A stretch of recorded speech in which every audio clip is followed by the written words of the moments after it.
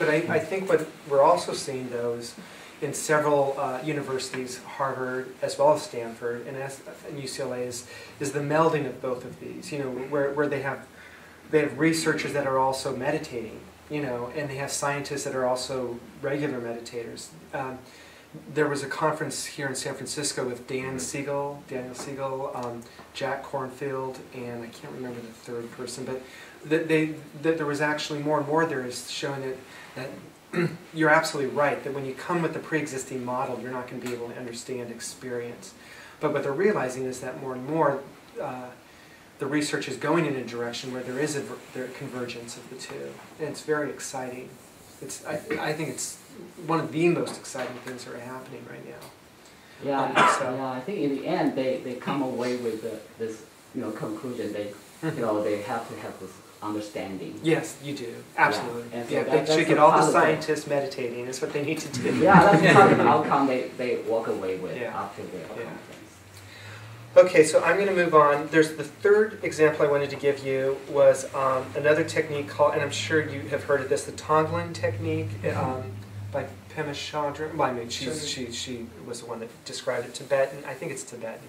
Anyway, it's the idea that you breathe in one emotion or experience and you can breathe out another one. It's sort of a little bit of what we've been talking here today. But the reason why I'm bringing it up is I've dealt with self-love, love for another person, and this last one is love for all people. And the reason why I'm viewing this as using the Tonglen technique is the way that I have used it is oftentimes I have a lot of men that also get very nervous about, like, let's say, going to a bar or going to a social function, maybe even coming, to something like this when they see so many people, and how to sort of enter into those spaces in a more receptive way where they actually have a more positive experience. And part of it is being able to be with your emotion in a different way.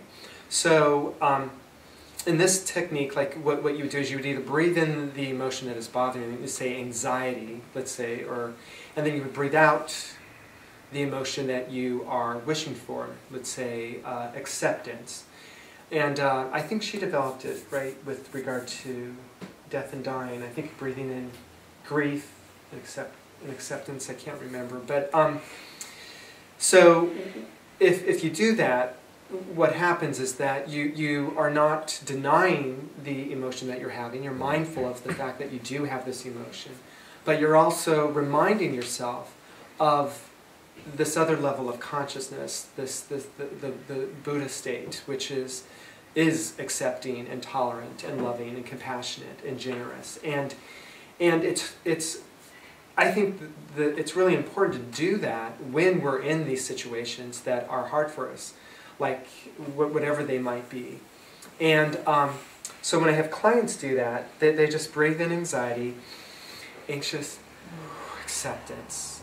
And they do that over and over again. And as they do that, gradually they end up becoming calmer, more at ease, and they show up in those spaces differently. The way that I sometimes use it is like whenever I feel distracted or something, I think it's a really simple way of bringing me back into the present moment. Sometimes I take BART, and sometimes I have a choice between either doing my little crossword puzzles, which I love crossword puzzles, or I have a choice of actually being present. And here's this little train, room full of people, and either they can all be strangers, or there is this remembering that in Buddhism that there's a level of consciousness where we all know we are all one. And if you've entered into that state of mind, it's a really powerful place. And I think it's in these types of places where if you want to be present, that it's where the practice of Buddhism is so critically important. And to enter into more of a state of loving acceptance. I think it's especially important as gay men because oftentimes we are looking for love and acceptance, and oftentimes we tend to be on the other side, some of the more critical, judgmental people that I've met too. So, and it happens when we go into these settings where we're sort of comparing and contrasting, quickly making judgments about people, and with a technique where you're actually breathing in whatever difficult, you can even breathe in judgment and breathe out acceptance.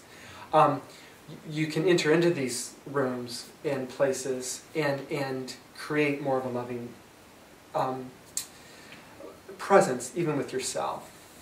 And the reason why I'm bringing this up is because I think it's, again, there's the practice of Buddhism that happens when you're in your daily practice, when you're all by yourself and you're meditating, you're spending that time to be quiet.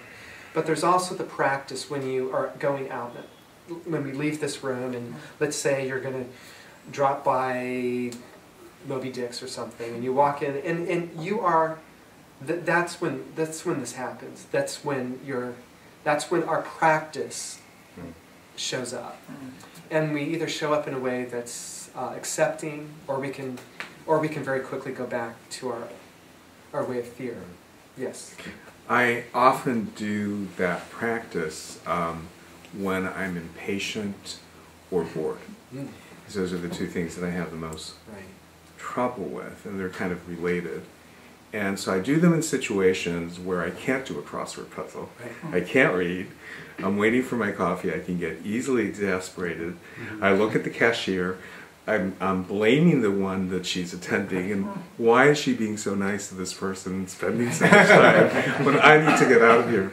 So anyway, so I do that, and I start to think about the person who, apparently is having a problem with the language, the woman and her nice qualities of wanting to provide nice service, and it's another way of looking at it. It is no more truthful, but I think it feels better to do that than to project this negativity.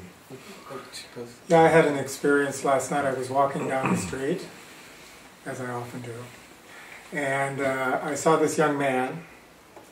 I didn't feel anything in particular about him, but he looked at me. As soon as I looked at him, he said, "What are you looking at?" And it's just, it's that kind of experience in the street quite often. Right. Yeah. And it's very hard when, when you're confronted by something like that, to maintain that equanimity about somebody like that. To look at that person and say, I'm going to go upstairs if people have other questions. But I just want to say it's wonderful being in a room full of men that are dedicated to the spiritual practice, and it's very exciting to see you all here, and